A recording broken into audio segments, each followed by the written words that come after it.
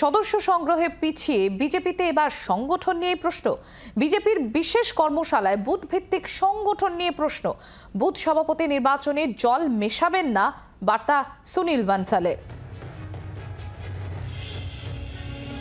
মৌমিতা চক্রবর্তী আমাদের প্রতিনিধি রয়েছেন আমাদের সঙ্গে। মৌমিতা, ঠিক কি কি উঠে এলো এই কর্মশালাতে আলোচনা? দেখো, আজকে বিজেপির বিশেষ বৈঠক ছিল এবং এই কর্মশালায় সংগঠন পর্ব নিয়ে মূলত আলোচনা হয়েছে।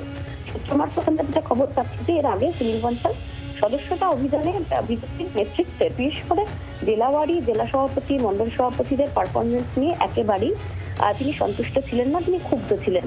রাজ্য নেতৃত্বে একটা বড় অংশকে তিনি বারবার করে ধমক দিয়েছেন, সে খবরও কারোর অজানা নয়। এবার সুনীল বানসাল আজকের বৈঠকে যেটা সূত্র মারফত আমরা খবর পাচ্ছি যে তিনি বলেছেন বুথ সভাপতি নির্বাচন হতে চলেছে, বিজেপির সাংগঠনিক নির্বাচন হতে চলেছে, সেক্ষেত্রে কোট আনকোট যেন কেউ জল না মেশায়, অর্থাৎ ভুল তথ্য বা পছন্দের লোককে নিয়ে আসতে হবে যার পারফরমেন্স নেই, এমন কোনো কাজ করা যাবে না। পারফরমেন্সই যে এক্ষেত্রে শেষ কথা বলবে তা বারবার করে স্মরণ করিয়ে দিয়েছেন, কারণ অতীতে এই ধরনের উদাহরণ আছে এই রাজ্য থেকে, সে কথারও উল্লেখ দিয়েছেন তিনি।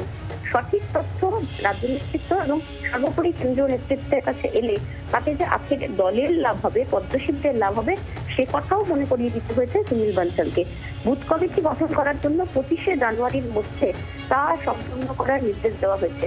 পাশাপাশি বলা হয়েছে যে মন্ডল কমিটি গঠন করতে হবে 5ই ফেব্রুয়ারির মধ্যে, জেলা সভাপতি 10ই ফেব্রুয়ারির মধ্যে গঠন করে ফেলতে হবে। এখনো পর্যন্ত যেটা খবর পাওয়া যাচ্ছে যে 5 থেকে 5,500 বুথ কমিটি গঠন হয়েছে, বাকি কিন্তু কোনো জায়গায় হয়নি। বিজেপির কেন্দ্রীয় নেতৃত্ব তারা মনে করছেন যে যেহেতু সংখ্যালঘু প্রবণ যে সমস্ত জেলা, সেই জেলায় বেশি কনসেন্ট্রেট না করে যেখানে বিজেপির পেনিট্রেশন বেশি, যেখানে তৃণমূল কংগ্রেস তাদের থাবা অত্যন্ত সক্রিয়ভাবে রেখেছে এবং বিশেষ করে বিজেপির যেখানে সংগঠন ভালো ছিল অর্থাৎ উত্তরবঙ্গ, সেই সমস্ত জায়গায় ভালোভাবে নজর দিতে হবে। ধন্যবাদ মৌমিতা।